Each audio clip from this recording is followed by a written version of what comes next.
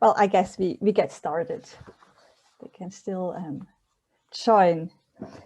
So, dear colleagues, dear guests maybe on the YouTube stream, I can't see that.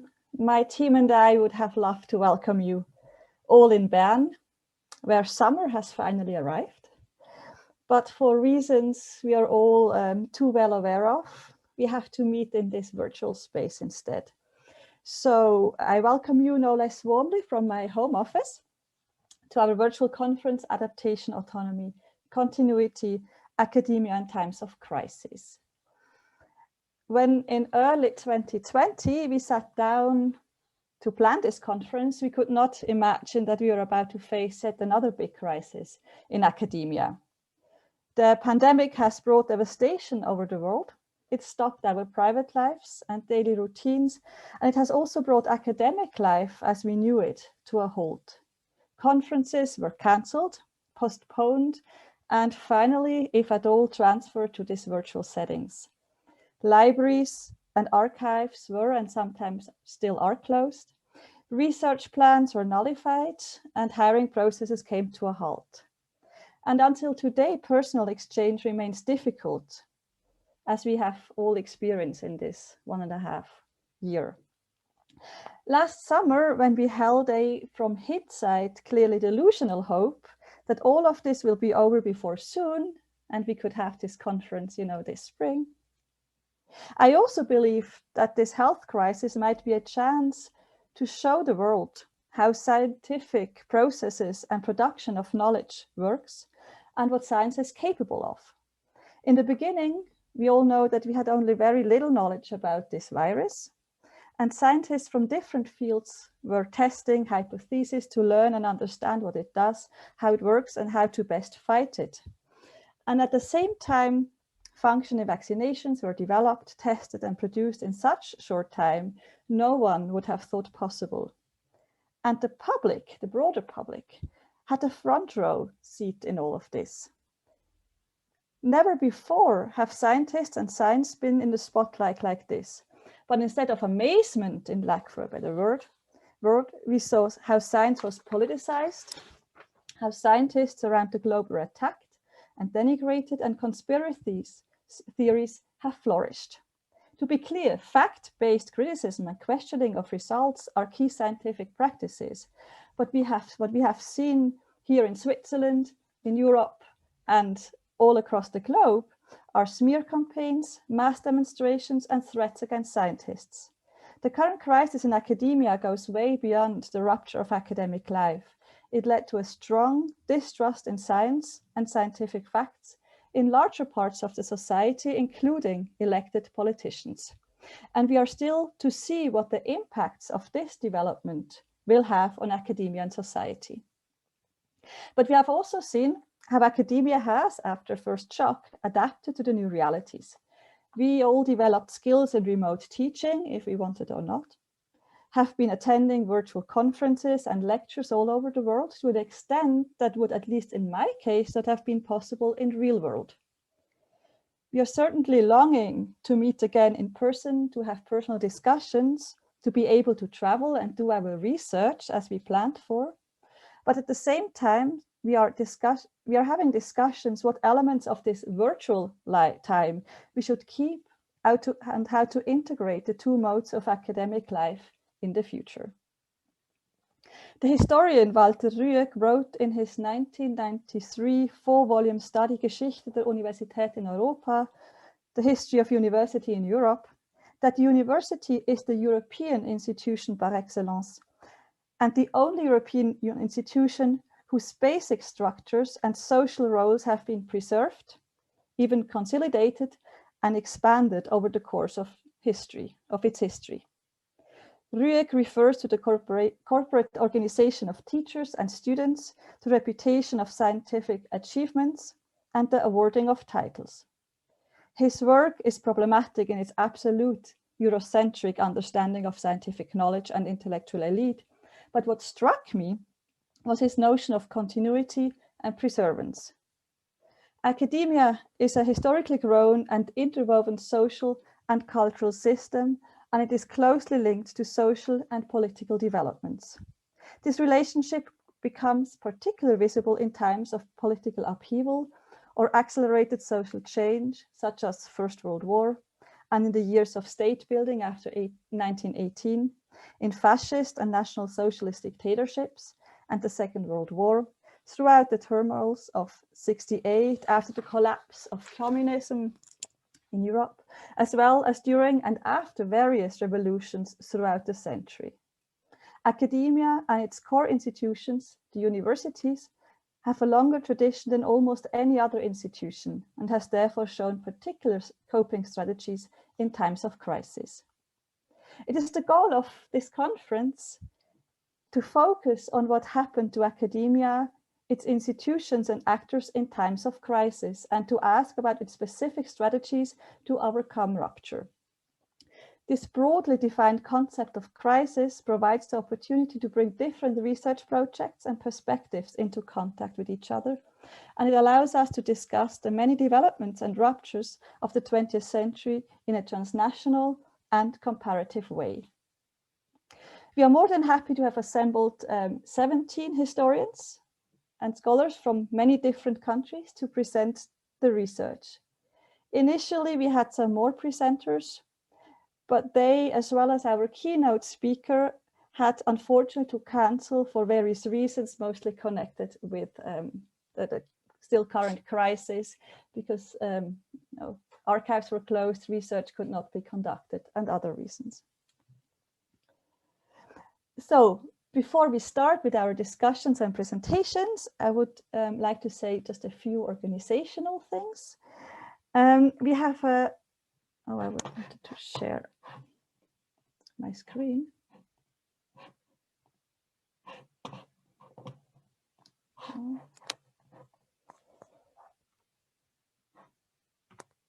So this is what I wanted to show. We have a small change in panel 2 on Tuesday morning. The first presenter will be Tim Schmalz and not Silvia Mardotto. So there's just a change within this one panel. And as we have informed you, you have about 20 to 25 minutes for your presentation, which will allow us enough time for discussions. Always in the end of the panel, we would like to discuss the 3 papers together. You should all be able to share your screens and share your own PowerPoint presentations. If you want to be completely safe that everything works, you can also send them to Alexandra Petrovic, just in case that she could share it from her computer, just as a backup, really. And then I think we're all very much used to work with Zoom these days. So during the presentations, I would like you all to turn off your microphones and cameras so we don't have a problem with speed. And then during discussion, it would be nice if you had your cameras back on so that we can see each other. It's not just these black tiles. If you have a question, you can either write them in the chat or raise this little hand we have in Zoom, and the chair will moderate the Q&A. For our guests who are probably watching on the YouTube live stream, we have turned the comment function off because sometimes this leads to comments we don't want to have there, but you have the opportunity to send your question to this email, force.academic.migration@gmail.com. It is also included in the description of the YouTube channel, and Alexander will always monitoring this email and pass on the question to the chair. So even the audience in the YouTube stream can ask questions for the Q&A. So most talks will be streamed. The ones who have not agreed to do so, we will just simply pause the live stream and then turn it back on. And the videos of the conference will at this time not stay online until we have cut out all the presentations that should not be there. Those of you who wish not to be in the web with that presentation, we will first cut the videos before we put them back online. Then today at 5 p.m. All participants have the possibility to meet for a virtual informal reception at WonderMe. You have received the link and login, as well as some snacks and something to drink from Switzerland, instead of the Swiss National Foundation, who would have been sponsoring the real world event, agreed to, you know, offer or pay for a little package with, you know, a drink and something to snack for this virtual meeting. And since some of you have already asked about if there are plans to publish the papers, yes, there are plans. I have been in contact with Transcript Verlag, which is interested in bringing the volume in the recently launched new bilingual series Wissenschaft und Technikgeschichte, which I believe would be very suitable, and we will send out more information and a timeline a few days after the conference, after we all have rested a bit. Now, last but not least, I would like to thank my team, Stefanie Salvisberg, Sinja Klavadetscher, and especially Alexandra Petrovic, who has been key in organizing this conference. You have all been in contact with her over the last couple of weeks, so thank you very much. This was a big, big help. And now I stop my screen share. And I see it shut. Okay. So, if there are no questions just about this organizational part, we are a bit early. We are Swiss, we are early. And in this, I would like to pass on the word to Mathieu Gilabert, who will be chairing the first panel, if everybody is ready. Thank you very much. Thank you very much, Stéphanie Marer, for this organization, despite of all the situation that we know. I would like to welcome to this first panel, which is focused on the upheaval and crisis for students. And more specifically, we focus here on the ways in which universities and students are responding to political change in the society in which they are embedded. Which such a question, like, for example, how to carry out an educational mission despite political difficulties. Another question that seems important in regard to the titles, to me, is the autonomy of students.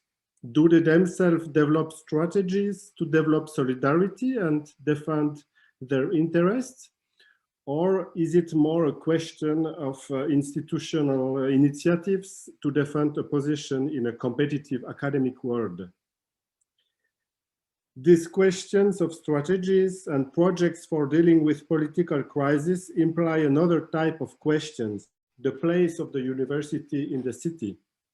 This seems to me to be particularly the case with our first speaker, Pushpa Kumbhat, who addresses this question of the role of the university in mass democracy in Great Britain.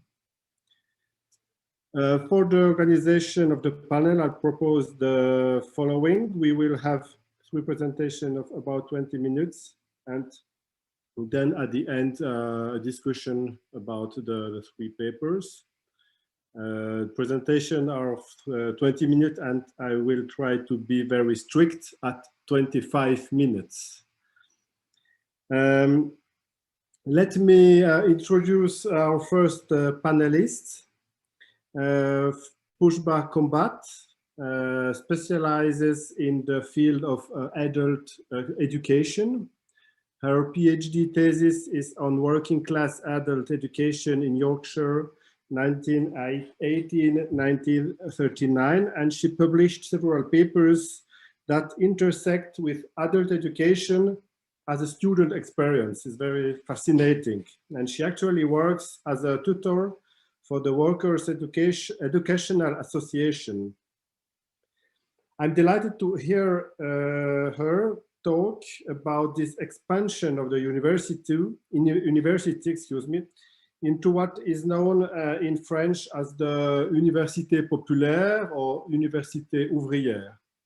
Her presentation is entitled Taking Down the Walls, Universities and Extramural Education for Mass Democracy in Britain, 1939. And it questions this very link between the university and the social world around it. Also, Pushpa Kumbhat, the floor, if I can say, is yours. Thank you very much, Matthew. Thank you, everybody, and thank you especially to the organizers for the event, and I'm delighted to be here. So hopefully this will work. I'm going to share my screen, and I will really try to respect the time frame. So hopefully all will go well. I'm going to share the screen now, and hopefully you can see that. Could anybody give me a thumbs up or a, I can see. Oh, brilliant. Thank you very much. Okay, that's fine then. That's the main thing. So let's just go from the current slide.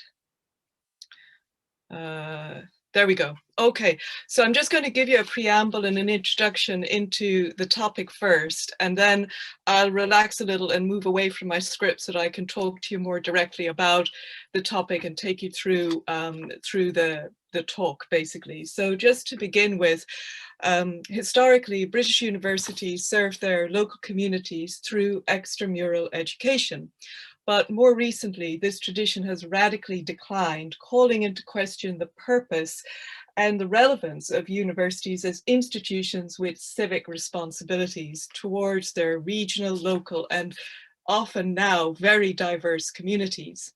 In Britain, two key reports came out recently, which identified a need for a more imaginative approach to the dissemination of higher education than the current system allows.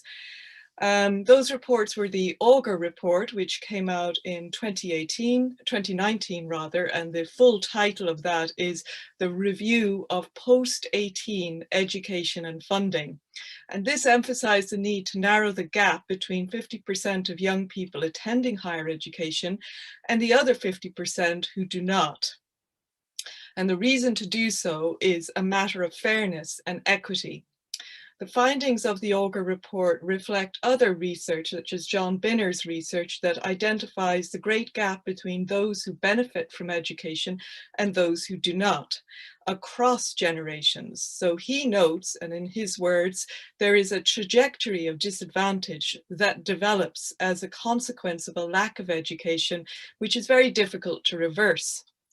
Adult education, in Binner's view, has the potential to narrow that learning divide and promote social well-being.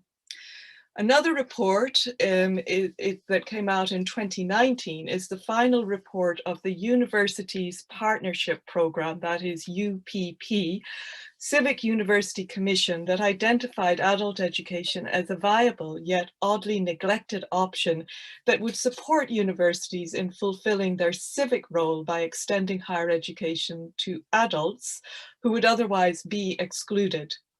And it strongly recommends that universities re-establish adult education as a core activity to reconnect them and to embed them into their communities and fulfill their civic responsibilities. So that's the sort of general theme of those reports.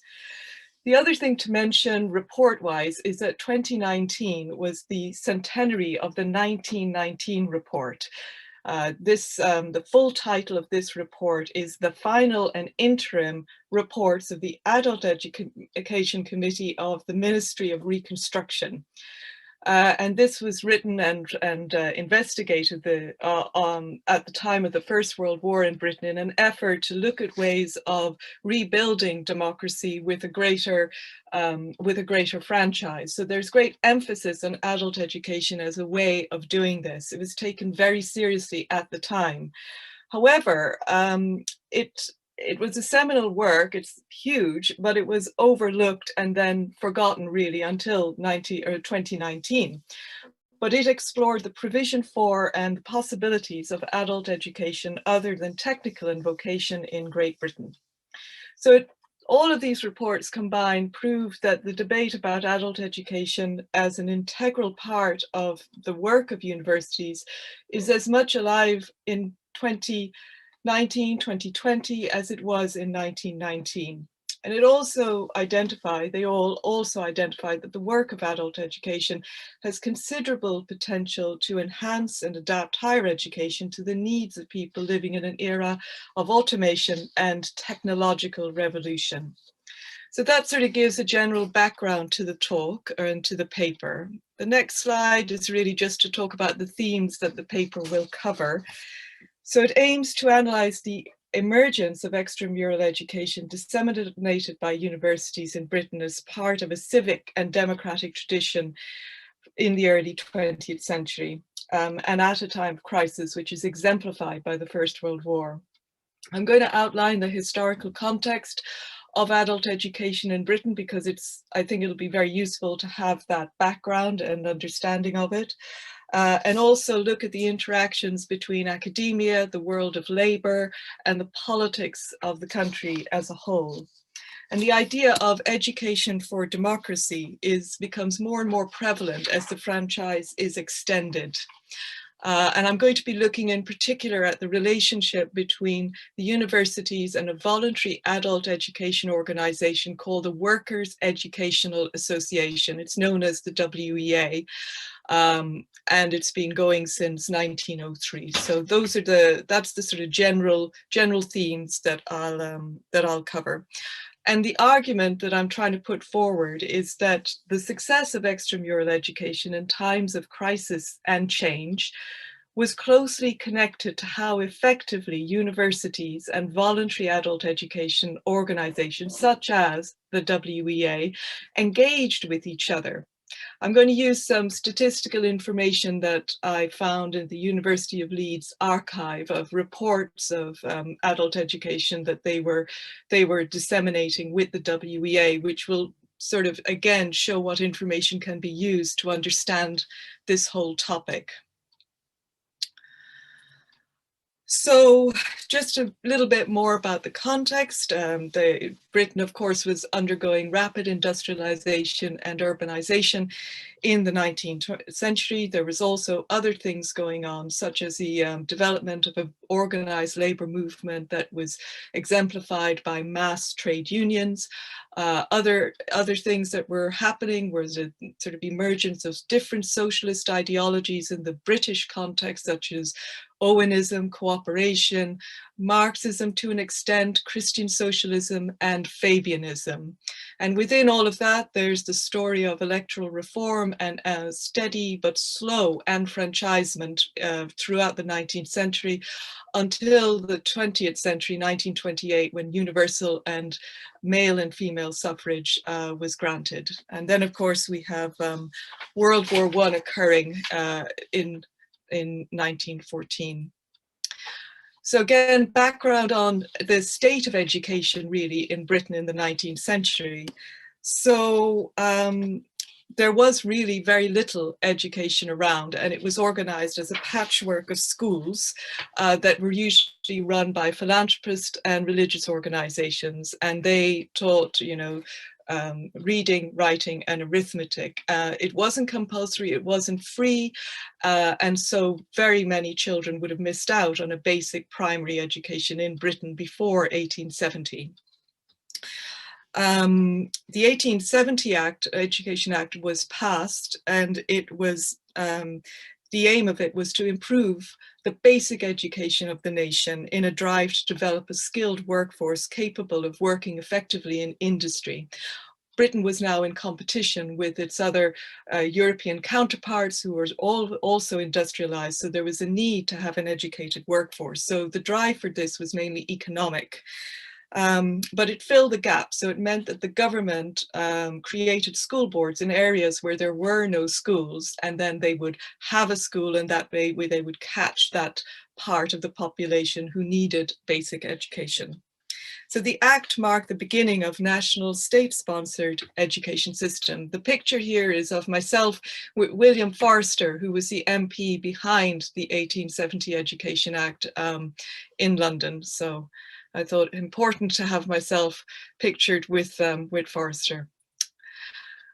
So in the mix here, though a primary education system was developing, there were still huge numbers of people, adults mainly, who of course had no access to any type of education. So an adult education movement emerged, and it was voluntary and autonomous in that way. It didn't really have much to do with the state.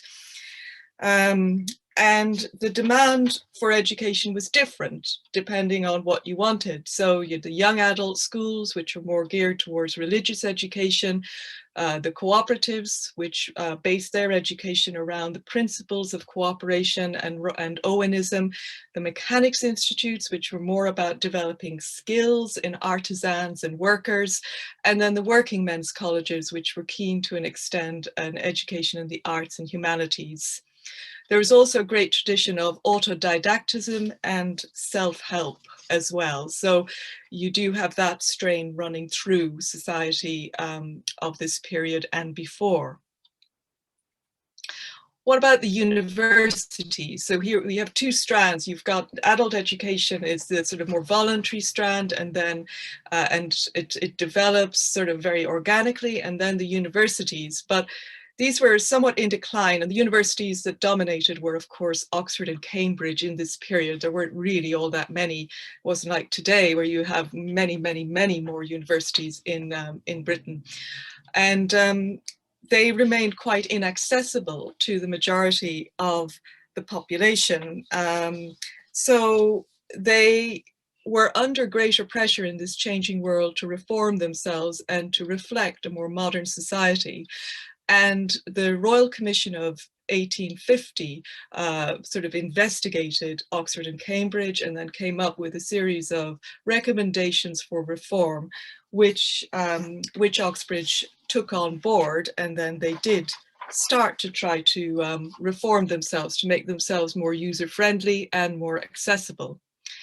But they still remained very difficult to access for the majority, especially if you had no money or no time, or you came from a background which just sort of cast you out of any hope of going to university. So for those without resources, it remained impossible to breach the walls of Oxbridge. And it was at this point that the idea of university extension emerged as a way of bringing the university to the people, if you like, rather than bringing the people in beyond the walls of the university. And it is James Stewart, who is the photograph here, who is a Cambridge academic who set university extension up with others in around about 1873.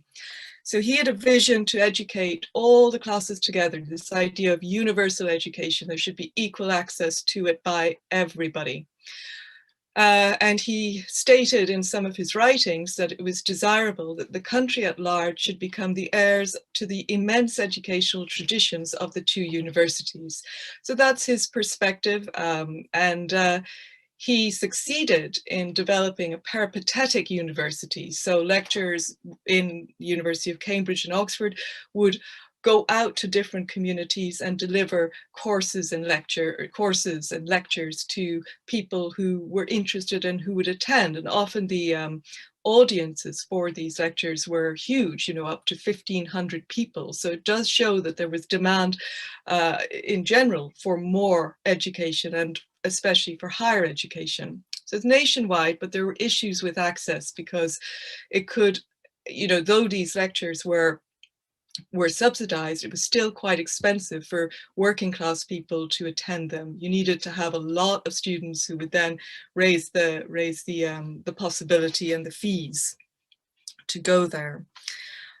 So just to talk a little bit about university extension, it was sort of more or less the project of Oxford, Cambridge, London and Victoria. Victoria at the time was a federation of universities in the north, or rather colleges, which included Leeds, Liverpool and Manchester. There were two approaches. Oxford was more interested in igniting intellectual curiosity, So they just wanted to use their extension lectures as a way of hooking people into education, whereas Cambridge were keener on attracting earnest students who were willing to commit time and to sort of follow through with a whole course of a series of lectures. The subjects were things like philosophy, literature, history, economics, and then the more science-orientated ones were geology and astronomy. Some of the universities that developed out of university extension were the University of Reading in 1892 and also Nottingham as well. So that just gives a bit of background on university extension. Let me see. So the debate on university extension was about making it more accessible, and it didn't really succeed in doing this on its own. And a key development to making it more accessible and more inclusive was the development and the founding of the Workers' Educational Association. So just to give you a little explanation of that, this is Albert Mansbridge here, who set it up in 1903 with his wife, Frances. And he placed the emphasis on those students who couldn't really get easy access to university extension. He was a bit sort of evangelical, really, about higher education, and he was totally 100% supportive of the type of education that Oxbridge offered. He saw it as a gold standard. And he wanted more working class people to have access to it. So he developed a collaboration with the universities through the WEA, which must emphasize was just a voluntary working class adult education organization. It wasn't state sponsored, it had very little money, it just had Mansbridge and a few other very enthusiastic supporters driving it through. And those supporters were people like R.H. Tawney as well, so quite heavy hitting academics as well. So it was a combination of university resources and WEA organization that made this whole venture successful. And it was also a nationwide enterprise, so it was happening across the entire country. So here we have the development of this network of extramural classes, courses, and lectures. And the reason it was successful was because the WEA and the universities had a common understanding of what education was. There were other organizations like the labor colleges, which were also working class organizations, which did not share that understanding, but they're a story for another day.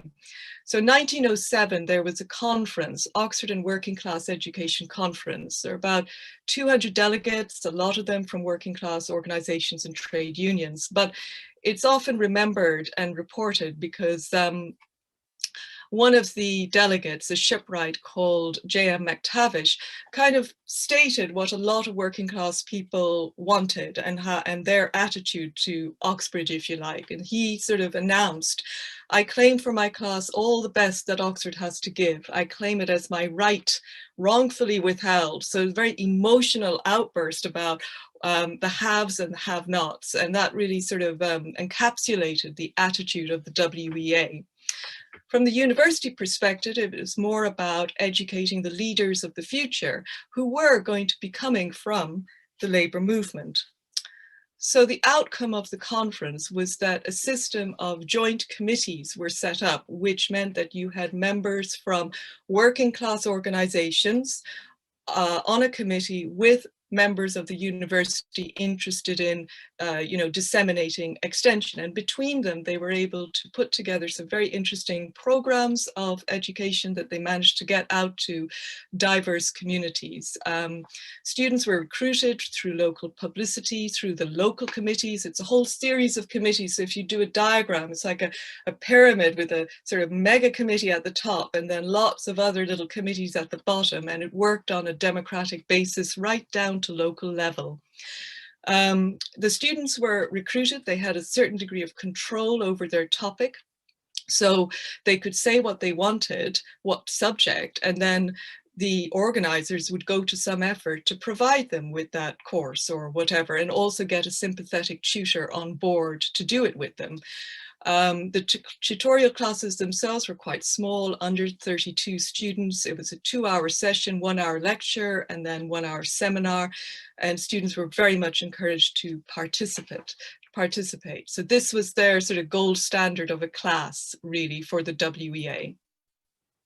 Just to talk very quickly about the 1919 report.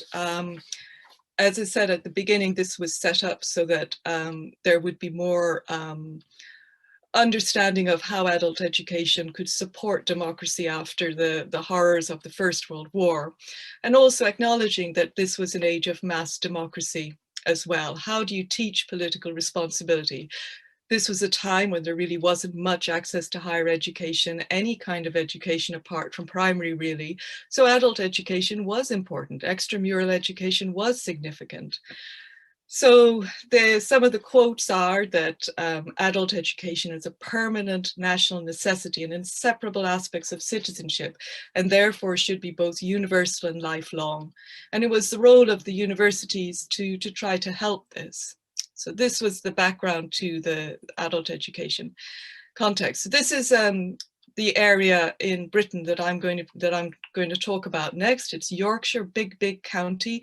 Leeds University is sort of in the middle of it, and I've taken the sources from the University of Leeds lectures and tutorial class reports, 1932 to 46. Now there are some missing, so there's not much can be done about that, but it gives a sense of what's available. So this is really to show what you can find in those reports. So this shows you the years of the reports, the number of students each year, and then divided up, it shows you male and female. And slowly female students increase, perhaps as the war years go on, because there are fewer places taken up by men because they're being conscripted, and then there's more opportunity for women. But that's just speculation. I have no other, I haven't got any hard evidence on that. This shows that the tutorial classes increased from 63 to 79, and all these slides are the tutorial class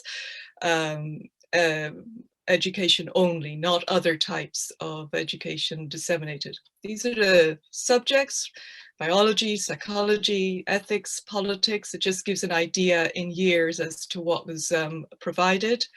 A few more there, you can see it sort of increases. Anthropology, appreciation of music, so it's quite wide and varying. These are the most interesting to me because they split up the students in terms of their occupations and also in terms of their gender, and it just shows you sort of who's doing what at the time. And there's still a large chunk of women in domestic duties who are attending, absolutely no men, but then the largest number are manual male workers. It just shows that they are targeting who they're targeting. Same again, really just to show you the different occupations here and the professions: domestic duties, postal workers, etc. And then again, and slowly the number of female students is increasing next to the number of male students. And then finally, in 1945-46, you can see that the number of female students is outnumbering the males according to these occupations as well. So it's just really highlighting the type of information that's available and that could be used perhaps in a much bigger study across universities in Britain, certainly. So just to wrap up, really, there's a robust tradition of voluntary adult education in Britain. Universities are definitely part of that with the university extension movement. University extension was very much in the domain of academics and universities, whereas it developed into a sort of extramural education that was more of a collaboration between the WEA and the universities. It was successful, it was diverse education, it was student-centered. And so my final conclusions are that the reason it was successful is because academia and the world of labor worked closely together. They shared the same aims, they shared the same vision, and they managed to make it work.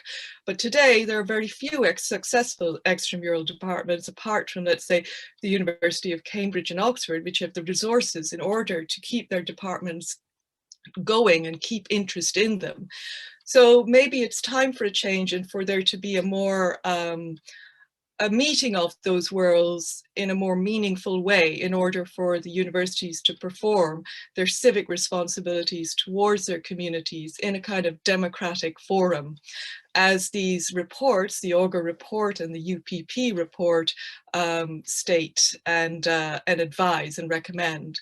These are just some selected references. And that's the end of the talk. Thank you very much, and I shall stop sharing.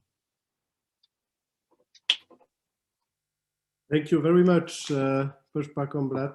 Very, very interesting. It was a very good idea, I think, from the organizers to begin with you and to show us how broad can be the university community with his all connection with the social world, the labor movement. It's fascinating, and I'm looking forward to having questions about your presentation. I would like to switch to the next presentation, as I was suggested, to make it in the following. The next presentation is the paper of Isabella Löhr. Isabella Löhr is an historian at the Osnabrück University. She's currently co-leading a research project on scientific knowledge about migration. And according to the website of the University of Osnabrück, her habilitation is on the topic she's presenting today, humanitarian aspects of student mobility during the First World War. It is also a fascinating subject right on the theme of our panel. I think the title of the presentation is Academic Solidarity and Modern Humanitarianism, the Emergence of Student Relief Practices During World War I. Isabella, the floor is yours. Well, thank you very much, Mathieu. I'm now going to share my screen. So can somebody please give me a sign if, yes, great, thank you. Working, thank you. It's working, thanks. So in this talk, I will address the topic of the conference by focusing on relief practices for students during the First World War.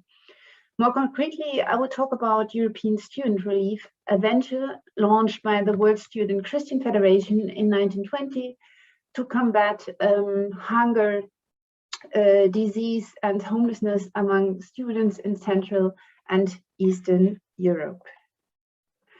In its founding year, the program prepared ad hoc relief schemes for students in Austria. Within months, it expanded into East Central Europe, the Baltic states, Asia Minor, and in 1921, also to Soviet Russia. This endeavor deserves our attention for several reasons. First, it originated in a missionary student organization with a global reach that already existed prior to 1914. To approach the topic from this perspective allows us to grasp academic relief beyond local initiatives. Instead, we can analyze it as transregional phenomenon. Secondly, I will say of current research which argues for a long perspective on the Great War. Such a perspective includes the violent formation of the successor states in Central and Eastern Europe in the aftermath of the Paris Peace Treaties, up until the population transfers between Asia Minor and Greece in 1923-1924. This way, we can qualify academic relief practices as a phenomenon of transition and ask for its role in the transition of European societies from war to peace. Well, to give you an idea what I'm going to present in the next few minutes, first I will briefly situate European student relief in the history of higher education since 1914 and also in the historiography on the First World War. Subsequently, I will briefly introduce the World Student Christian Federation and situate it in the historical context, which is actually the dissolution of the continental empires. Then I will talk about European student relief and in particular about its humanitarian relief practices, and finally draw some conclusions which might be, I hope, of interest for the conference.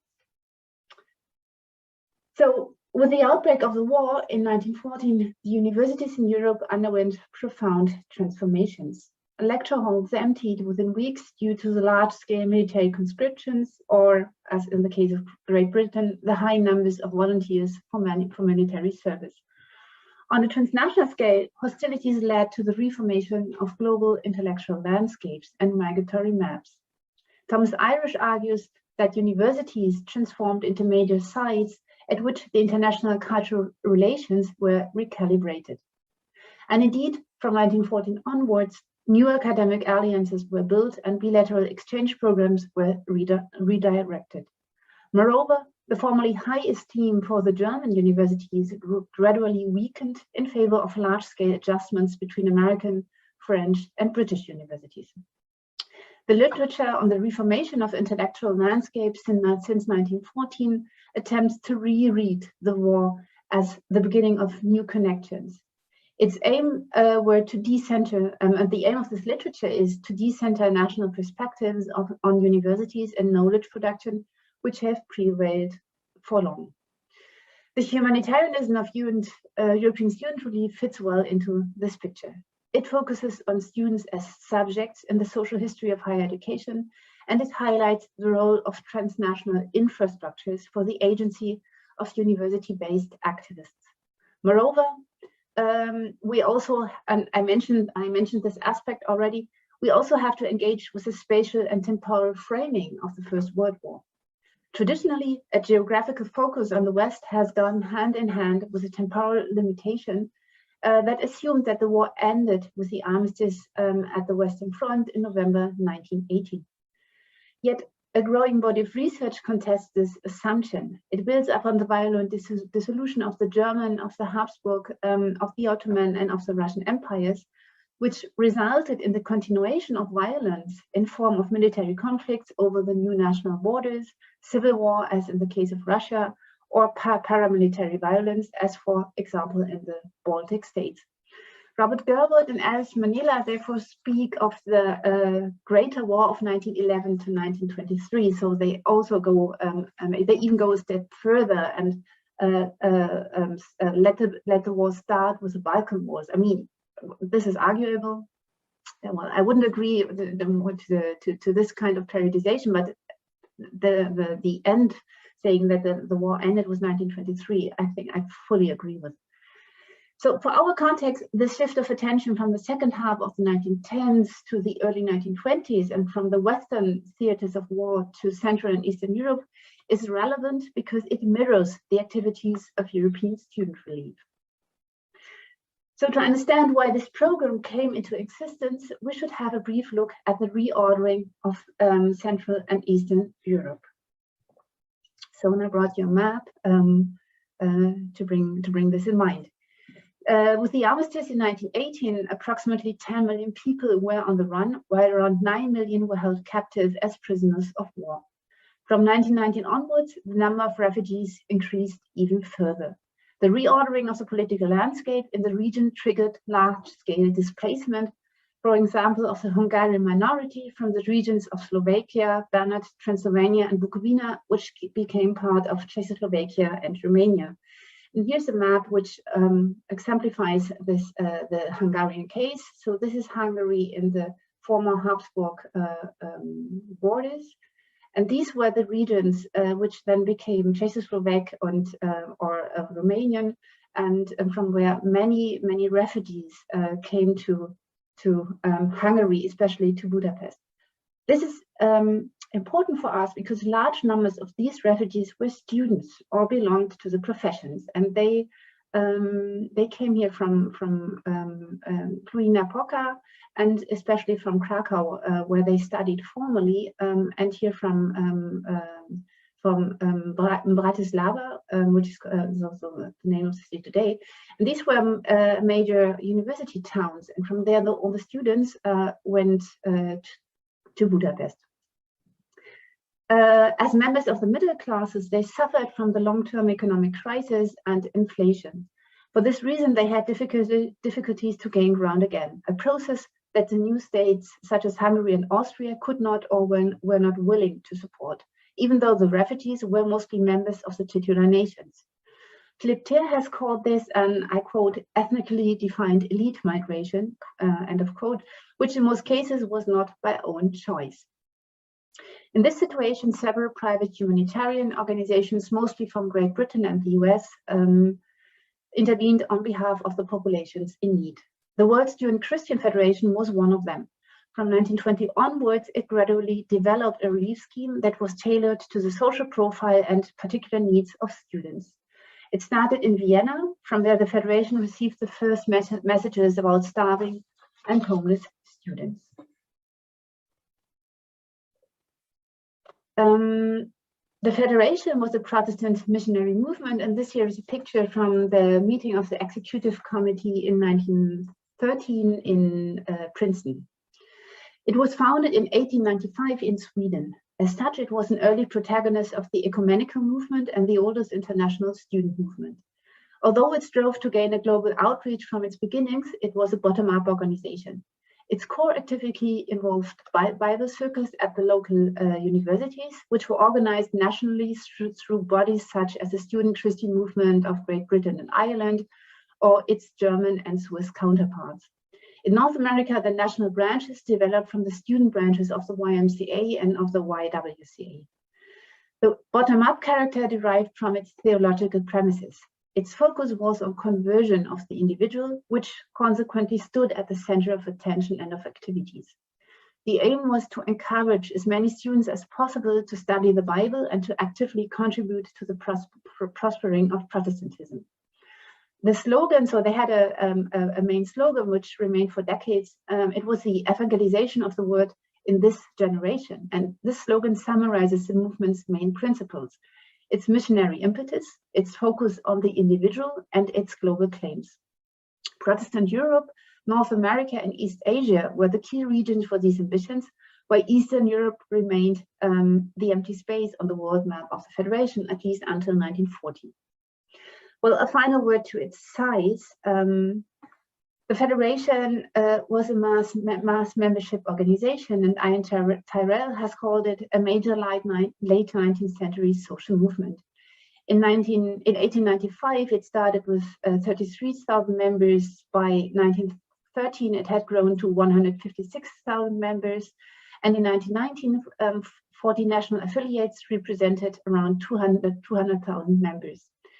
To put this number into context, Victor Karady estimates that about 180,000 students were matriculated at the universities in Austria, Belgium, France, Germany, Great Britain, Italy, and Switzerland in 1914. And thus at the universities that at the time attracted the most students on a global scale. So this global reach, also structured the humanitarian endeavor. Until 1924, European Student Relief assisted approximately 105,000 students in 17 countries by distributing cooked meals, food, clothing, and books, by providing accommodation, fuel for heating, and medical care. If we put this in relation with the number of students in Central and Eastern Europe, the program reached about 1/5 of the matriculated students in the region. So let's come to the program itself and its humanitarian practices. European Student Relief was founded at the first post-war meeting of the Federation in August 1920 that took place in the Swiss town of Beatenberg. In practice, however, relief activities had already begun in Austria in spring 1920, after officials had witnessed the large-scale impoverishment and undernourishment of students and university teachers in Vienna. So this is now a relief information sheet, which is from Budapest, but it somehow also illustrates like the way the European Student Relief proceeded and what they actually did. The relief work was based on a transnational humanitarian infrastructure. It consisted of 3 elements. First, this was the cooperation with other relief agencies. When European Student Relief began operations in Austria, it started from the scratch. Officials had no humanitarian experience, and what is more, the Federation had failed in the pre-war years to establish a Christian student movement in Austria. So it couldn't rely on any existing associational structures. However, the Federation benefited from the social work with foreign students that it had carried out in the pre-war years. That means it could rely on some sort of practical experience and knowledge how to take care of the everyday life of students. What was missing, though, was the knowledge how to set up a humanitarian campaign. Therefore, the workers on the spot carried out the ordering and distribution of relief supplies in close cooperation with the British Society of Friends, the American Relief Administration, Save the Children, and the American Red Cross. To give an example, in 1920, it installed a so-called breakfast scheme for students in Innsbruck and Vienna. This breakfast scheme relied on food delivery of the American Relief Administration and on the purchase of milk and flour from the Society of Friends.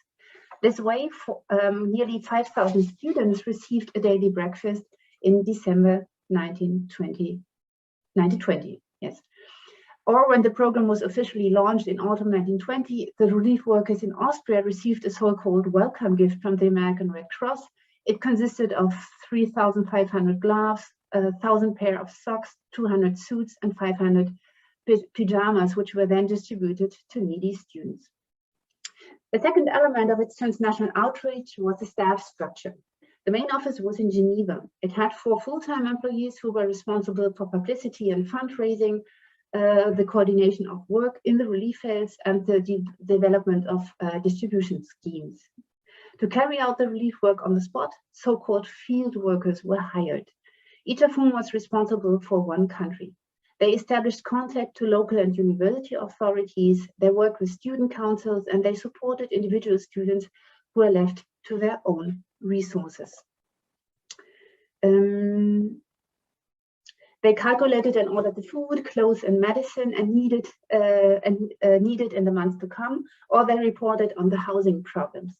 At the end of 1923, European Student Relief had 115 foreign workers plus 22 persons who received their salary from the YMCA.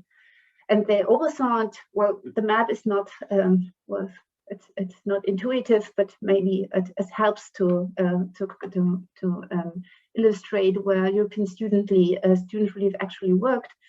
They oversaw the relief measures in Austria, Bulgaria, Czechoslovakia, Estonia, Germany, Greece, Hungary, Istanbul, and Asia Minor, in Latvia, Lithuania, Poland, Romania, and Soviet Russia, and in Yugoslavia.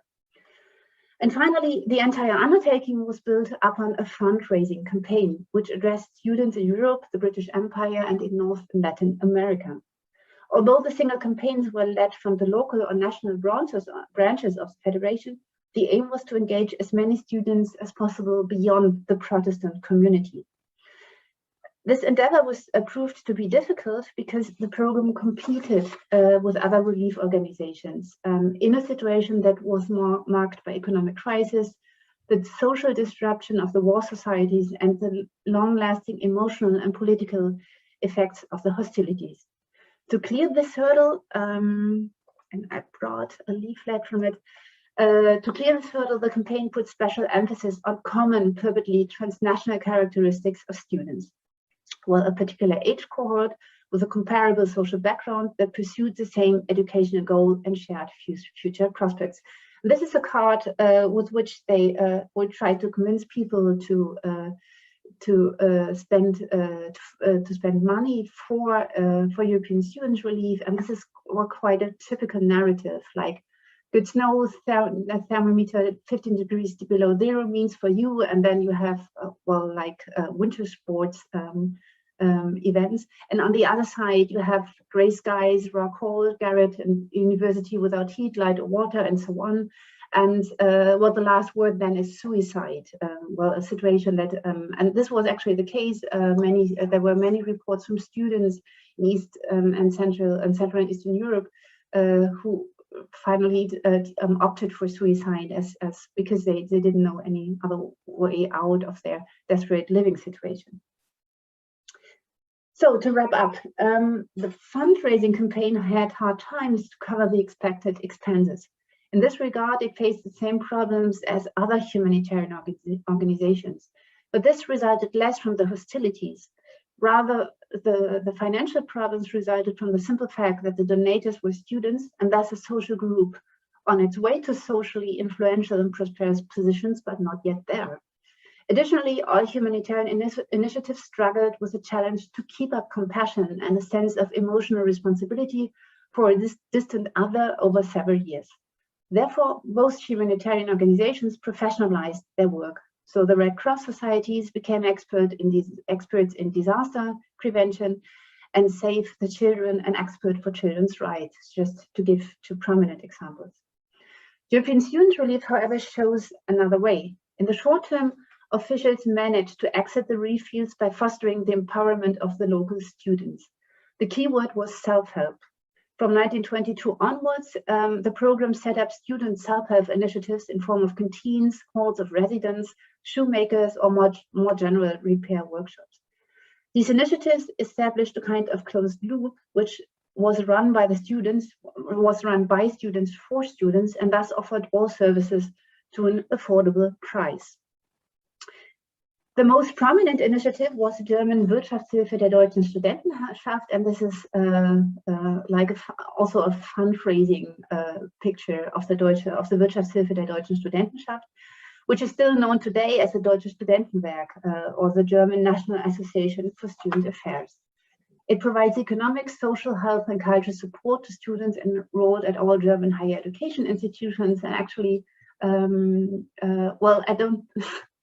gardening and the printing press, for example, so these two here, they don't form part of the Deutsche Studentenwerk today, but the core elements of student support schemes today finally were designed in the early 1920s.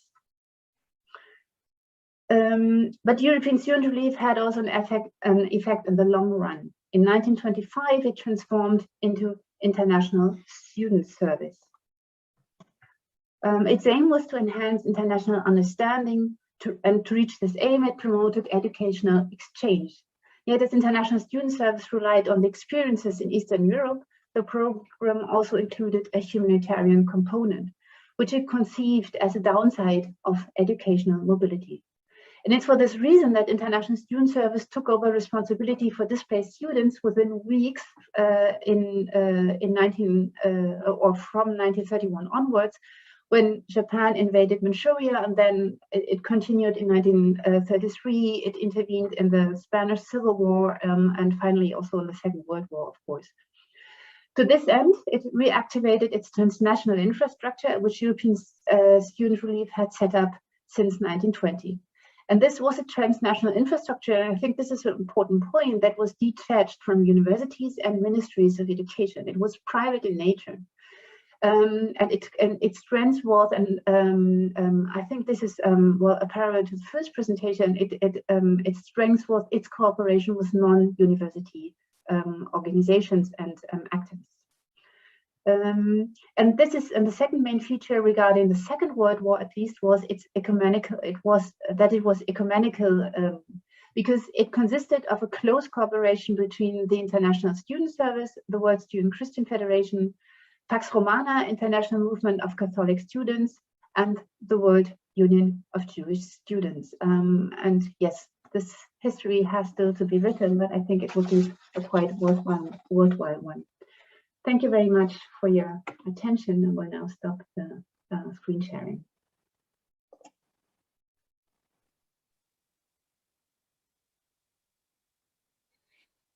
Thank you very much, Isabella. Very interesting paper, very stimulating, and as we have seen with the paper of Pushpa, we see here also that the university is really broader than only academia. I think also we have an interesting connection with the political context and development of labor movement, and maybe also Soviet revolution in the case of Isabella in this Eastern European space, which is very also interesting way to discuss at the end of this panel. Last but not least, I will present our colleague Marino Ferri. Marino Ferri is a PhD student at the University of Luzern, is conducting now a research on the reception and support of student refugees in Switzerland during and after the Second World War. It is also a relief student, as Isabella has also presented. It is also a very stimulating subject, not only for the history of students in Switzerland, but also for the history of Switzerland and its neutrality during the war and during the Cold War. The title of the presentation of Marino today is ein akademisches Hilfswerk im eigentlichen Sinne des Wortes. The question. The answer is die Hilfsaktion für Flüchtlingsstudenten in der Schweiz als historiographische Herausforderung. Vielen Dank, Marino, und the floor is yours. Yes, thank you, Mathieu. I will share my screen, and I have decided to give this presentation in English so that everyone can understand, despite the title being in German. Can you hear me? Can you see everything? Yes. Okay, thank you.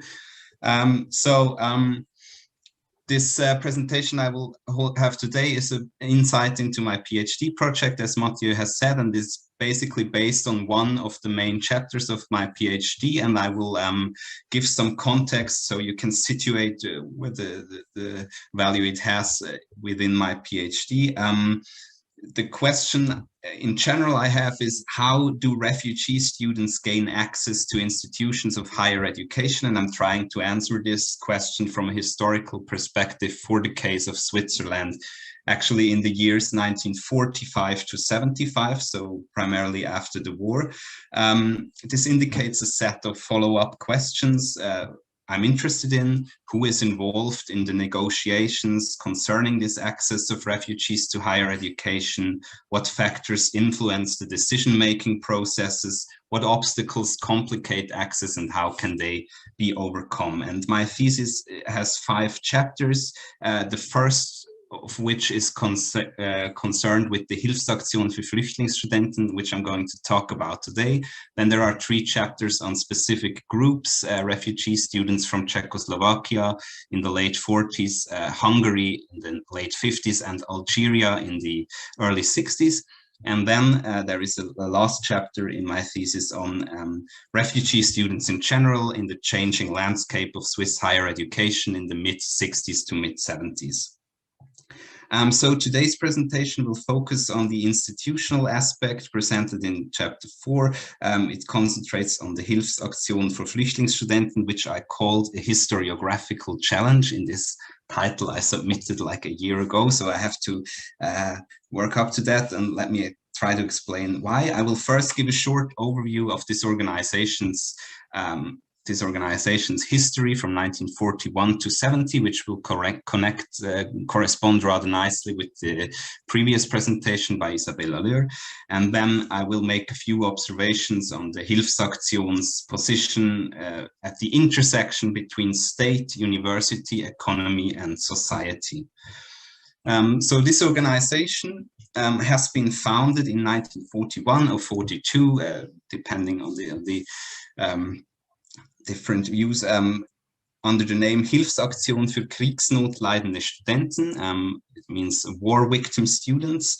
And from the beginning, its activities were characterized by a combination of transnational affiliation, national self-understanding, and local action.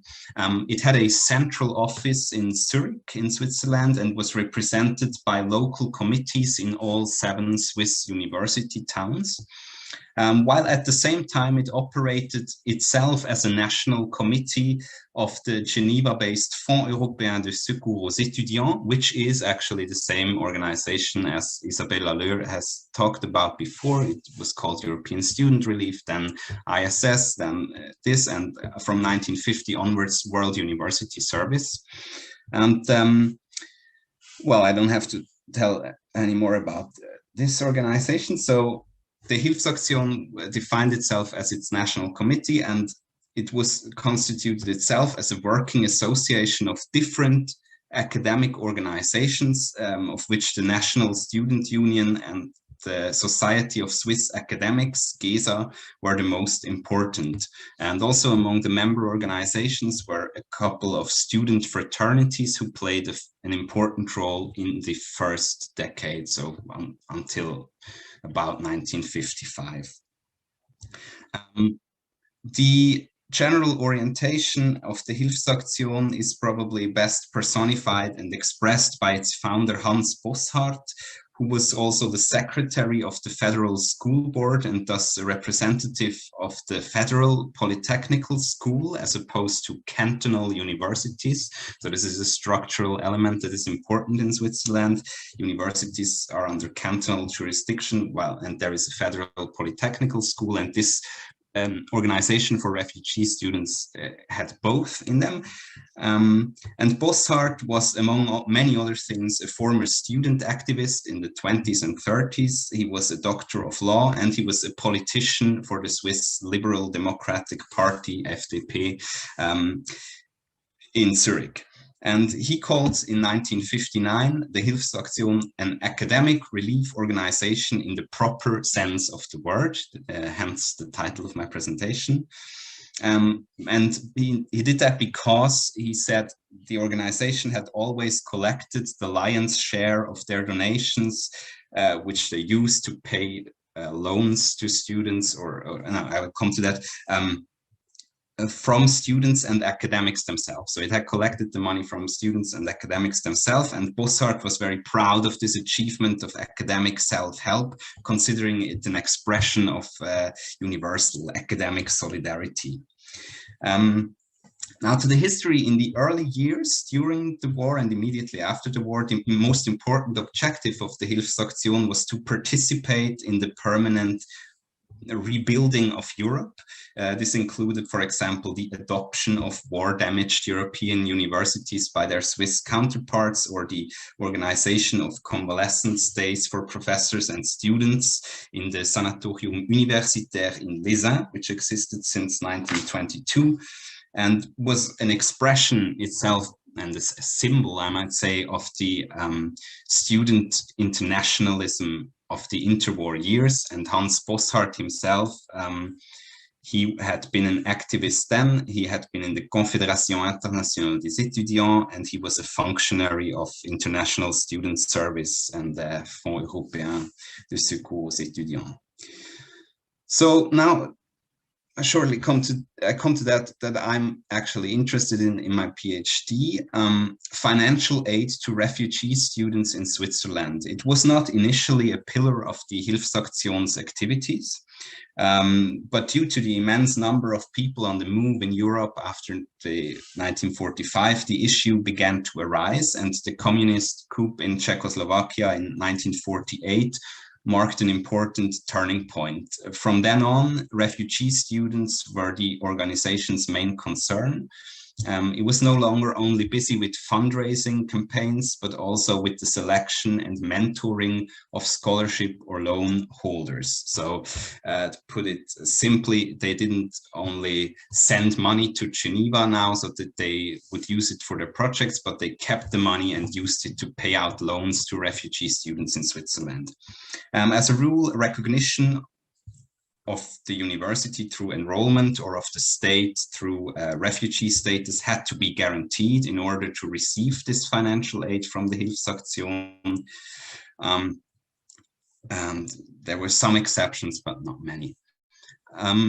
Starting in 1951, the Federal Department of Justice and Police, and we now come to this very important intersection between this organization and the Swiss federal government. The Department of Justice and Police, through their division called Polizeiabteilung, started refunding partial amounts of the support paid to refugees by voluntary agencies back to these voluntary agencies.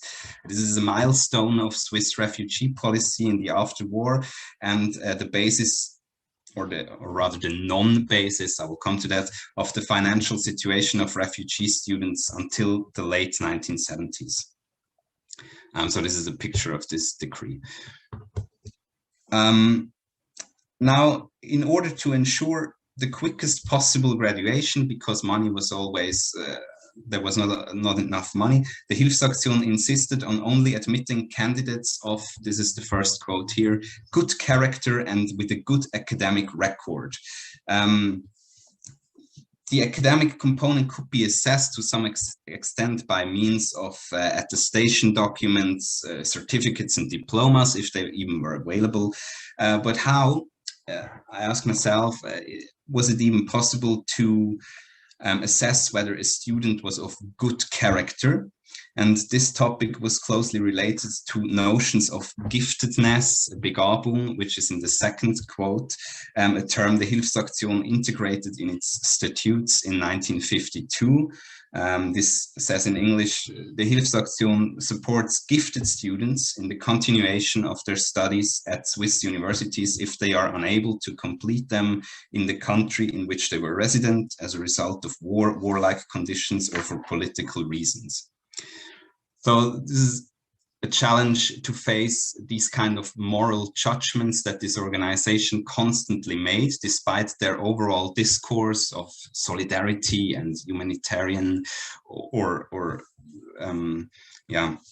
discourse, despite this in the individual cases, and they could always come back to stuff like deservingness or giftedness to guarantee or deny a scholarship. So that is that. I will not go deeper into that. This is a major part of my work that I do, looking at these kind of judgments. And back to the history of the Hilfsaktion, a major change appeared in 1956 when hundreds of students who had fled Hungary were enrolled at Swiss universities. And it was not the Hilfsaktion, but spontaneously founded student organizations who initially took on the situations and were later integrated into this existing Hilfsaktion framework. And at the same time, the universities, through their conference of rectors, founded their own relief action. So there were some disputes over competences and who would do what, but overall the machinery worked. And all the while, the Hilfsaktion worked very closely with the Polizeiabteilung, who demanded very precise information about the supported individual students in order to make or make not repayments. And this is interesting because this division of the federal government was the same one that had shown responsibility for the much criticized refugee policy during the Second World War, and with some of the very same people in charge even decades after 1945. And it followed its own logics, and they had, let me make that very clear, nothing to do with academic solidarity or academic criteria, which the Hilfsaktion stated at all. So it is very challenging to look at this relationship between the two and the dependencies between the two. And the relationship of the Hilfsaktion to the authorities shows that oftentimes the Hilfsaktion appeared more as a sparring partner rather than an oppositional voice. The authorities, I would state, cultivated something I call Feuerwehrübungsmentalität, which is in English fire drill mentality. It's based on this quote by one of the federal employees, who said, support for refugee students, he said that in 1978, support for refugee students have been granted based on the decree of 1951, which did not include a passage on that, and rather the Polizeiabteilung had established a kind of their own best practice by just paying the two last semesters of refugee students. And then he says, and sometimes, referring to Hungary and Czechoslovakia in 1968, sometimes we did a bit more in terms, in the manner of a fire drill. So this is a reflection also of the general character of Swiss refugee policy during this time, which was a pragmatic ad hoc policy guided by vague notions of humanitarianism and emphasis on labor market questions and various prejudices against refugees, foreigners in general, and importantly, with the absence of an asylum law. This only came in 1981. So the Hilfsaktion, which was an organization actually built and formed to face crisis, in the face of a crisis, never acted actively, but it was a reactive one. It stepped in, like the federal authorities, to put out fires. It was never activist. It served as a contact point, which also meant that individual students had to approach it as applicants who were under constant pressure to justify themselves before, during, and after their studies. A rather expressive and a rather good expression of this is the designation of the scholarships for Hungarian students and others as well at the same time as honor loans, which means the word in German is Ehrendarlehen. It's a good expression of these kind of moral judgments and the conception of university access for refugees that prevailed within the Hilfsaktion. Shortly, it sounds better in German, but to receive support, refugee students not only had to suffer, but also to perform. This is important. And now to the end of this organization, the idea of becoming obsolete at some point was inscribed in the Hilfsaktion's self-image from the very beginning. The idea of a foreseeable end to refugee movements and refugees in general persisted. And finally, in 1970, it initiated its own liquidation, but as a direct consequence of the admission of many hundred Czechoslovakian refugee students in Switzerland on the grounds of a new scholarship law. The supposed takeover of their activities by federal and cantonal law and the integration of their services into an expanding scholarship system was reason enough to terminate the activities, but some local committees kept working. And in the end, this liquidation proved to be fairly consequential when in 1976, the extreme right party Nationale Aktion in Zurich took a referendum against a cantonal credit for refugee students and won the popular vote. Suddenly, state support on the ground of this scholarship law was no longer possible, and an organization like the Hilfsaktion, which was always the only one concerned exclusively with refugee students, was missing. So it was spontaneous, or not spontaneous, but it was student activism that was once again important to generate public awareness and money to support those students. This is a picture of Federal Polytechnical School periodical, which is politicizing this campaign. So I will shortly come to an end. I don't know what time it is, I don't see it.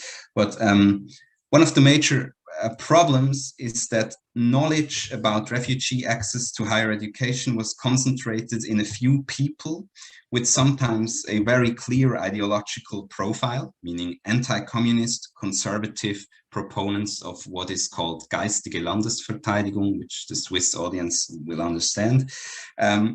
Mostly male and German speaking. This is evident, for example, in the Hilfsaktion's almost exclusive support of Eastern European refugee students until the mid-60s, which doesn't mean that there were no non-European refugee students from non-communist areas in Switzerland. I will emphasize that in my whole thesis then with a substantial chapter on Algerian students who were not supported by the Hilfsaktion for very different reasons. Nevertheless, for more than 2,500 students in the years until its liquidation, 1970, the Hilfsaktion was a key player in ensuring material access. And if we look at the factors for the Hilfsaktion support practices, the tension between charitable humanitarian claims and economically guided elite formation, between claims of academic solidarity and ideologically infused action is evident. And the actual support criteria set very narrow limits to the charitable humanitarian claim and the notions of academic solidarity put forward. So when I wrote this chapter, which I did in the time since this conference should have been, and it is now, I tried to find a way to understand the ways in which that worked, and there are two things in the end I would like to say which are important. It was important to situate the members of this Hilfsaktion, which were students and faculty representatives, in their respective professional, institutional, and intellectual historical context, which means to tie back the discourse, the notions of discourse, to actually acting, planning, decision-making subjects and their backgrounds, which is sometimes, as I said, with a very clear ideological profile. And it means that we not have to only, although it is an organization of refugee help, we cannot only consider it as a part of a humanitarian discourse, but have to see that, for example, development discourse or the paradigms of student internationalism in the interwar period, or the discourse on over-foreignization, Überfremdung, were equally relevant in the work and the decisions that this organization made. And secondly, it is important to understand that the Hilfsaktion remained a working association, eine Arbeitsgemeinschaft of organizations of different academic bodies oscillating between transnational and local associations, all the while considering itself a national organization.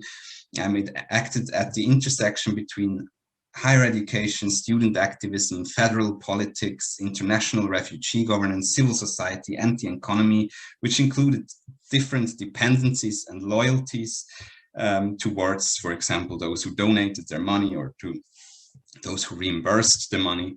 And this has to be kept in mind all the time. Now, to make my concluding remark, this Hilfsaktion failed to demand, from today's vantage point, juridification and institutionalization of refugee access to higher education, mainly because it was never its intention to establish it in the first place. It was there to do fire drills.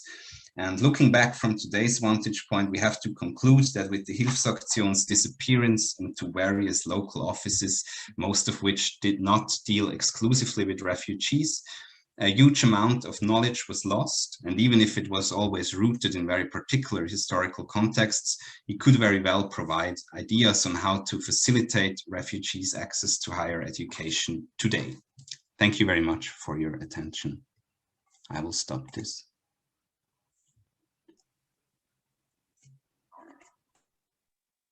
Thank you very much, Marino. Your presentation was also very interesting, and I think there is a very good links to do with the presentation of Isabella. Also, we are in two different periods, but I think this Hilfswerk in Switzerland come from this first experience in the First World War, and I think the link here could be very good. We have to start the discussion. We have only one problem. It is that we have only 30 minutes for this presentation. So I will give now the floor to your questions. Please make the questions quite quick, and it will allow our panelists to answer about their topics. So I open now the floor for your questions.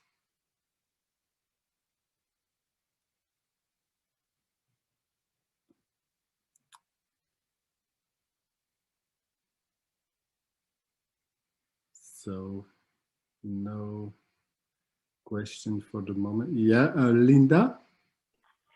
Thank you very much.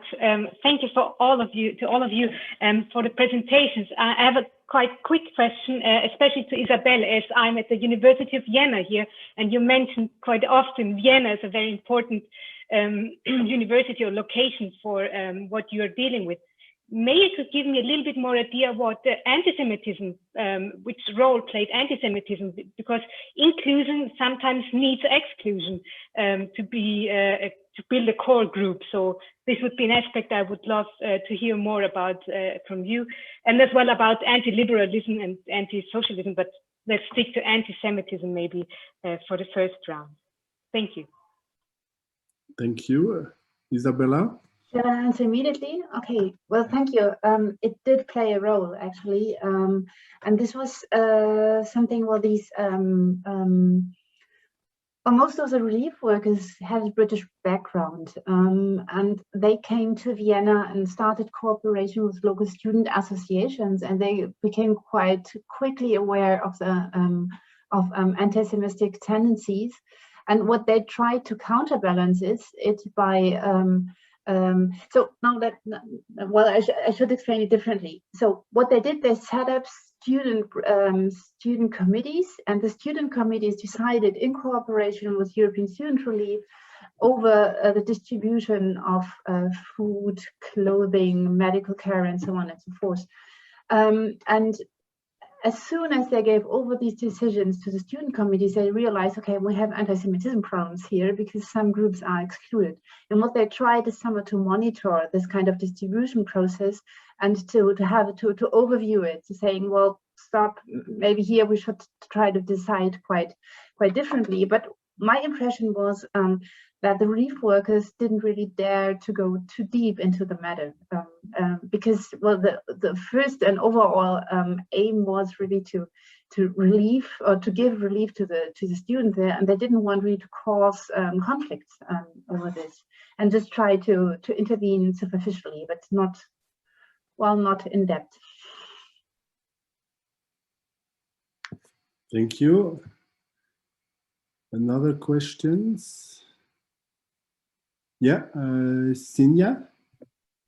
Yeah, thank you for the presentations. And what was striking to me was that all three of you mentioned the financing problems of the organizations or the institutions. And I wonder to what extent this was relevant for the actual impact of the organization or institution and for their work. It goes to all three of them. Maybe Pushpa, you want to answer first?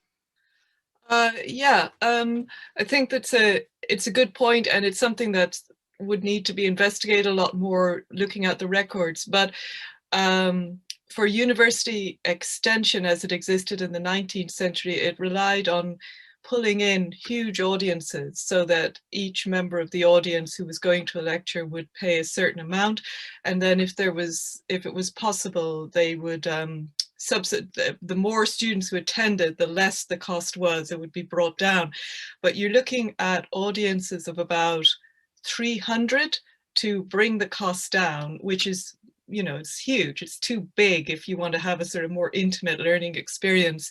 So that was a problem with university extension, that it wasn't really subsidized.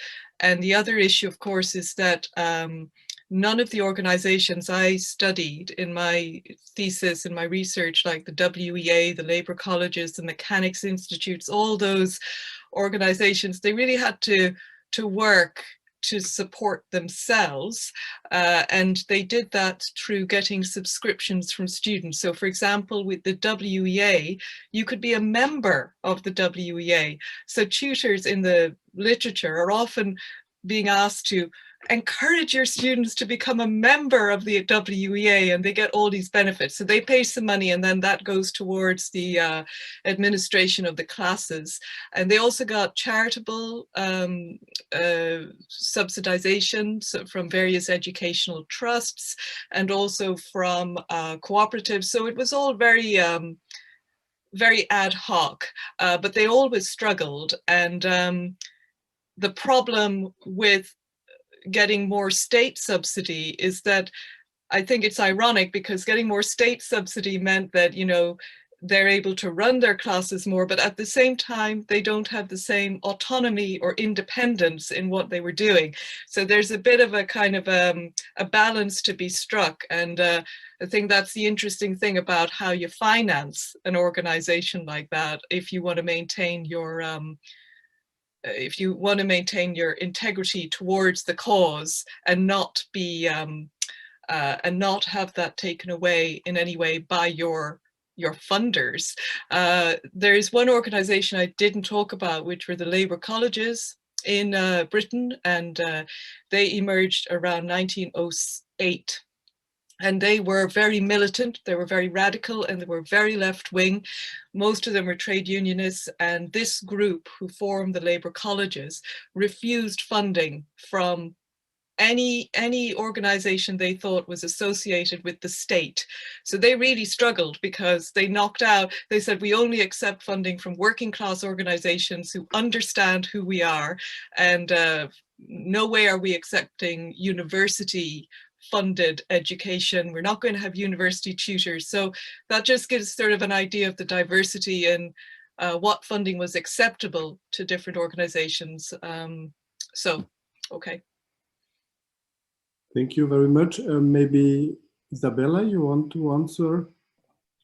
Yeah, of course. Well, it had a tremendous impact. Like, well, if money is missing, you can't buy food, and you can't help people who are starving. So actually, the reach of European Students' Relief could have been much more wider if they had had more money.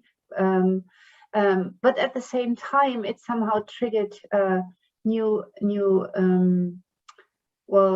it opened up new vistas, so to say, because the idea to adopt self-help initiatives, I mean, the idea of self-help was originated in the middle of the 19th century in Protestantism, in order to develop the rural areas and to somehow transform rural areas in a way that they were able to connect with industrialization, urbanization processes.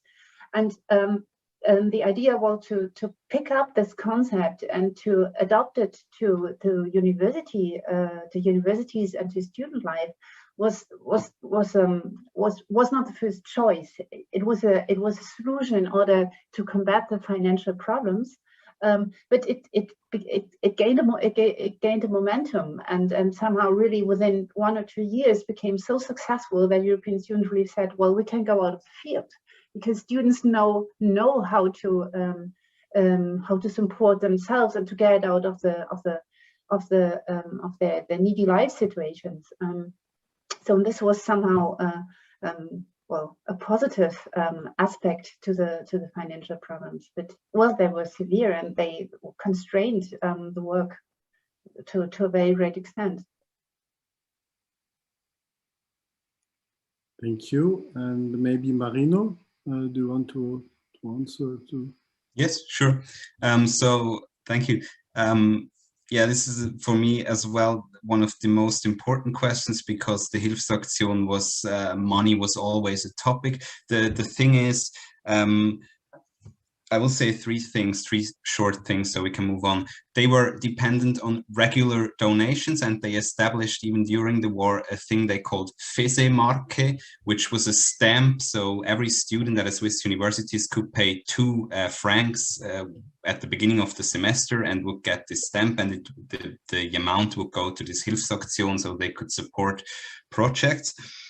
And this worked quite well. It was one of their biggest income sources. But for example, I mentioned that the organization changed its name in 1955, and it was called Hilfsaktion for war victim students. And it had a problem. Who would donate money to war victim students if the war was now 10 years back and it didn't have the publicity it used to? So they changed it to Flüchtlingsstudenten. Also, not only, but also to get more money. And then one thing they always reminded their public of was that if they would support students with scholarships or loans, they would need long-term money. Not so, you know, a lot of people donated when the Hungarian Revolution appeared in 1956, but these organizations then said, hold on, we need money until at least 1964, so please don't stop donating. And it was a huge problem because the Spendenfreudigkeit, as is a source term, I don't know what it means, how can I translate it in English now, was a problem always. So I hope this answers. Thank you very much. Tekla has a question. Please. Yes. Yeah, thank you. Thank you for your presentations. I have a question for Pushpa Kumbhat as well. You were focusing mostly on the cooperative aspects of universities and adult education. I'm more focused on the German context, but I know that there was a lot of rejection towards the adult education, especially because it was so much rooted in the labor movement and in the democratization of education.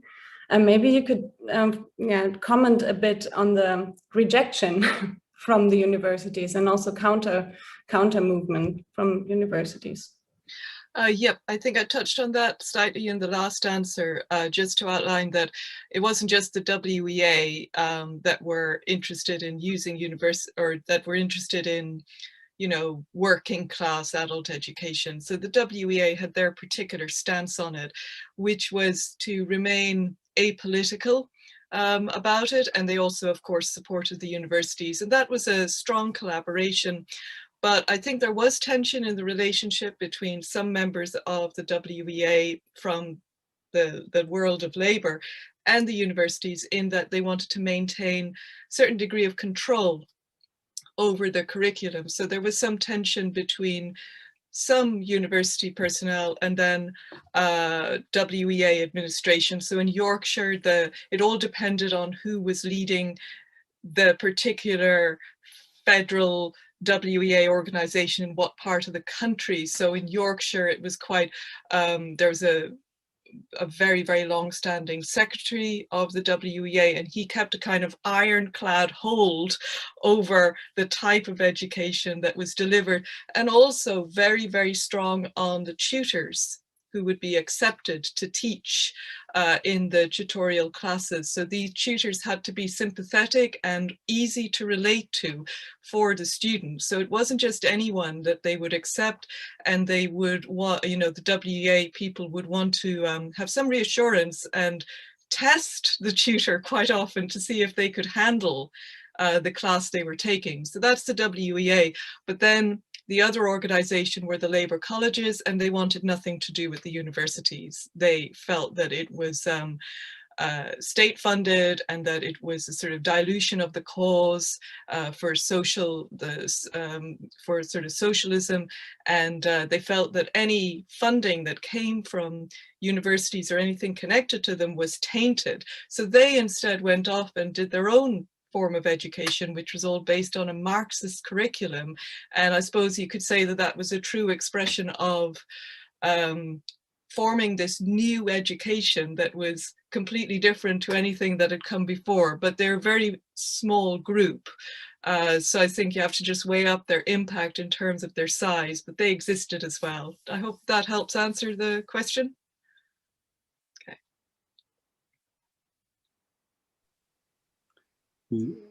Are there other questions? Thank you. Stephanie? Thank you all for your presentations.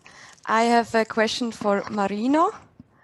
And it is if you have seen any major differences between the local committees, for example, in their extent of assistance or anything, like between the University of the French speaking part of Switzerland or the, yeah.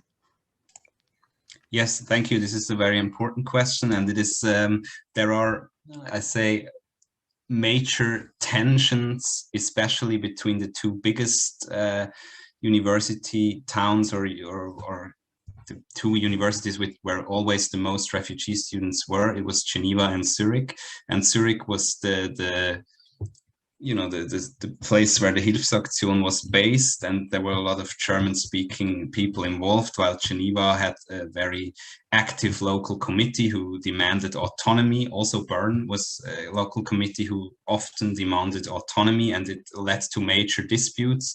It is a tension that is also reflected in the Swiss National Student Union, which of course was a part and a member organization and the founder of Hilfsaktion, but it's not the same people, but it's roughly the same tensions. And in the mid-50s, especially during the time when Hungarian and Algerian students at the same time were in a huge number at these universities, tensions came up, and well, I'd say they were not only political, but I mean the anti-communist direction of the German-speaking Swiss student and people, and the more leftist-leaning directions of the people in Geneva and Lausanne, especially as well, is evident. So I see that a lot in the sources. Yes. Indeed, there are some differences. Not between us, Mathieu. Yeah. Are there other questions for our panelists? Or should I take my privilege to be chair to ask to ask some questions? Because I would have two questions, one for Pushpa and one for Isabella. Stephanie Macher wanted to ask. Excuse me. No, it's the same privilege. I mean, you can go first, really. Okay, thank you very much. Pushpa, yeah, I had maybe it's a bit the same question like Tekla, but I wanted to be sure in which direction go this adult education in Great Britain, because in Switzerland there was an increase of adult education during the interwar period. And the goal of these actions, for example, in Basel or in Zurich, it was to fight against communist propaganda, so-called communist propaganda, and to bring the workers closer to the national cohesion. And I wanted to know if we can see the same way in Great Britain, or if it's more complex. And the other questions were for Isabella. And it was if you have seen some interactions between this transnational organization and traditional student societies, which were very powerful in Germany, or maybe also in Austria, and maybe also in Eastern Europe.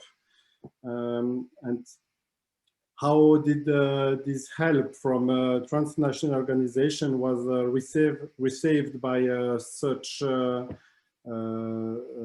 local traditional societies? Would you like me to answer the first question? Okay, yes, please. Thank you. Okay. I think there was an element of, I mean, the Marxists in Great Britain were a sort of very mixed bag.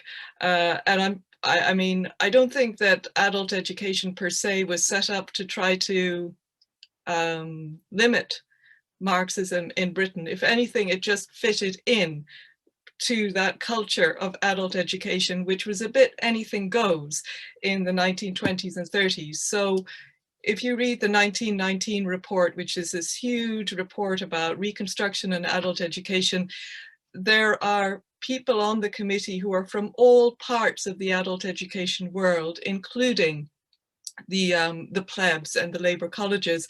And their attitude is really, well, the point is that there really isn't enough education of any sort out there for people to access. So, you know, so it's really important that people have diverse education, if you like, to access. And I think that that's what happened in Britain.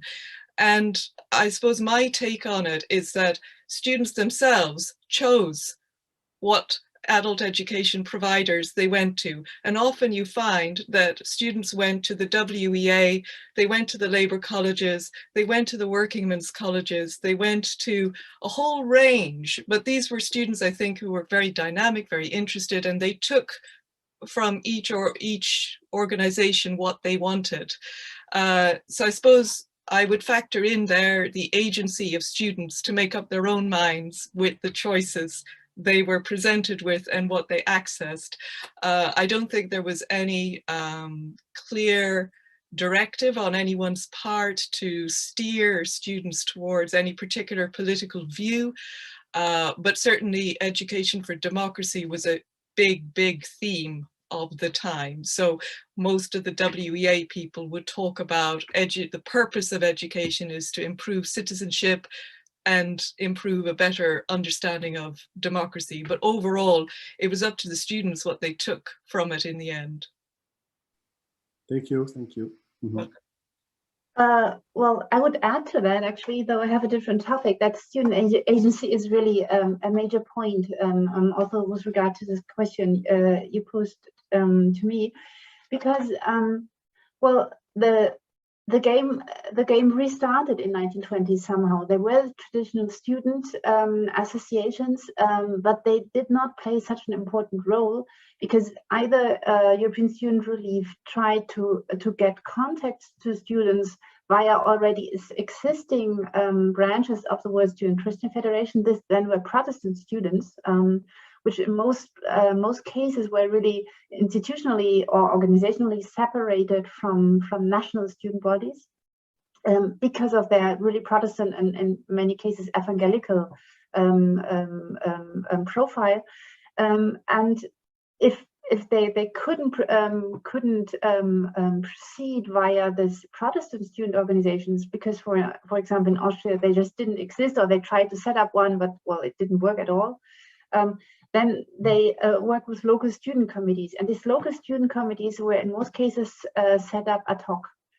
So it's like many times they evolved in the context of student houses,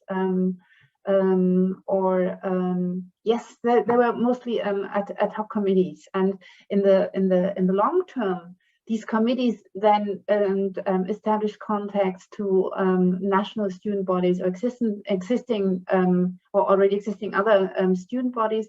This was mostly the case when they really tried to construct student houses. So because there were, for example, in Czechoslovakia, several projects where they constructed like student villages really to house them. Then they had contact with national student bodies, but my impression is this was very, ideologies and politics did not really play a role. Having said that, I also answered to Linda that anti-Semitism, of course, played a role. Well, yes, I think, well, in this case, you really should have a look at the very, very concrete constellations, because my impression is this was a very diverse situation, and really depending on the town, on the city, on the composition of the students, and well, like the overall mindset of the students. Is they really focused on relief practices, or just pursuing a kind of national agenda? And this was, I mean, this was the case actually in East Central Europe, was a foundation of the successful states, and national politics did play a very prominent role. So I would say this is a mixed picture. Thank you very much. Yeah, it's very interesting, but I have to give word to Stephanie. Yes, thank you to all three of you for your presentations. I had a number of questions which have already been answered now. So what remains is I have a question to Isabella, and then another one to Marino and Isabella. So I was intrigued by this map you showed in your presentation, Isabella. This, I think it was, what was it? Number 9, slide number 9. There was Geneva in the middle, but and then you mentioned a number of countries, but I also saw places like New Zealand and other really far-reaching regions. So did the the student help go as far as like really outside the boundaries of Europe? This would be my first question. And my second question, which is to both of you, is the aspect of gender. So how many of these students were helped, these refugee students were female students? And did they have sort of the same needs? Were they treated in similar ways as their male colleagues?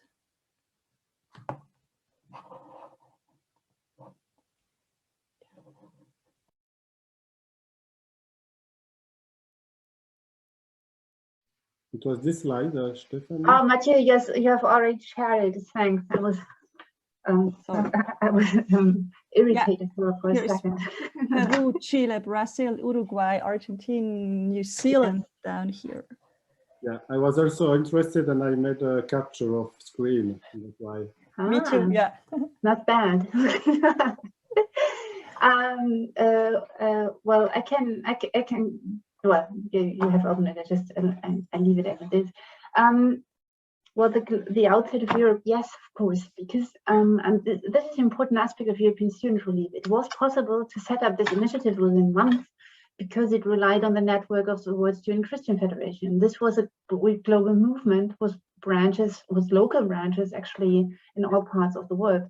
Of course, Latin America, well, was Catholic and Catholic.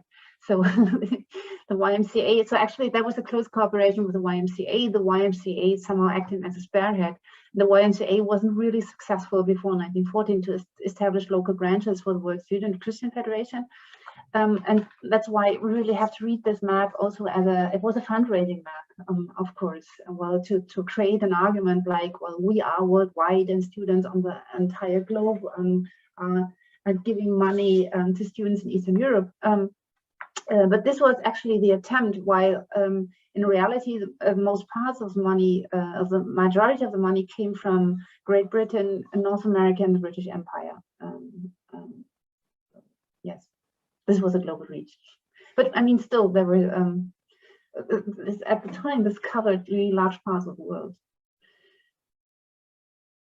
And with regard to your second question, with the aspect of gender, actually, the World Student Christian Federation was quite an interesting body, as it was, as it included women students from the very beginning. So there was a difference between the US American branches and the other branches, because the US American branches divided the sexes, and this is why you know all that. You know this. You know the YMCA and the YWCA. This is like a strict separation of the gender groups.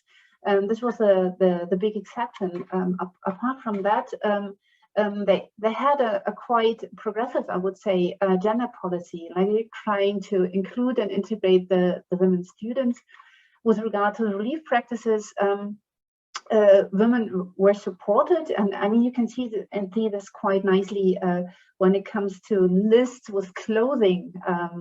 They try to collect and then redistribute it, because they have this male shirts and this blouses for the women. So they really tried to address both groups. And additionally, with regard to the self-help schemes, part of this was to foster the idea of the working student. This was like this US American ideal. Students do work during the semester vacation. They work or even work while doing their studies. And there they had also like a very gendered scheme they put forward, which was like the women student, they do sewing work, and they work as they're doing household staff or as house teachers and so on. While the male students, they were they were asked to go to work in the rural areas and really do manual work. But actually, it was surprisingly progressive and balanced between the two groups, I would say. Thank you, Marino. Yes, I will. This is a very important question. Thank you, Stephanie. And there are two ways I can say something about this. The first is probably a quantitative idea. As I said, I have chapters on specific refugee groups, and where I gather data from the metrical enrollment registers, etc. And I can say for the Czechoslovakian students in the late 40s, there were 23% women, and for the Hungarian from 56 on, there were 15% women. So this is just a quantitative idea of what situation we have here. And then I look at a lot of individual case files, which, for example, for Hungarians exist at the ETH archive in Zurich. And there you actually find very, very different things about how women were treated, be it by these Hilfsaktion or be it by the federal authorities. And I will have a lot of examples of this in my PhD. And one thing I might just add to make it short that I found very interesting is that you have this in Switzerland in the 50s, you have these incredibly conservative, traditional and I say rückständig image of women's rights and of the notion of the family as the moral I don't know, lighthouse of society.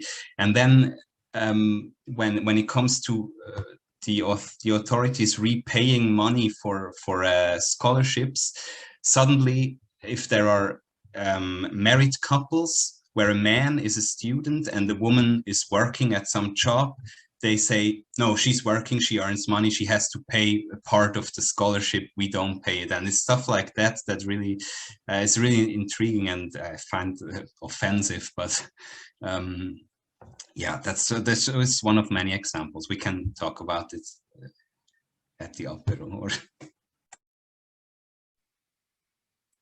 Thank you, Marino.